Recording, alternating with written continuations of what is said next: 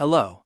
Today I'll show you how to make a phishing website to capture someone's details. First, go to Telegram user info bot and copy your user ID.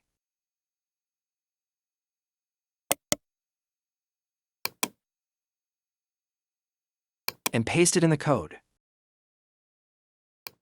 Then go to bot father. Create a bot and copy its API and paste in the code.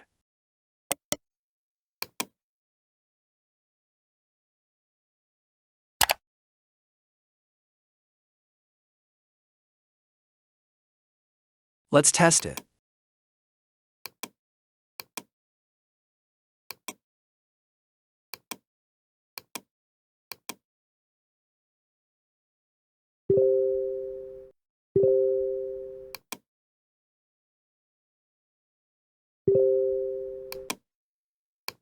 You will get these information about victim also as screenshot and picture.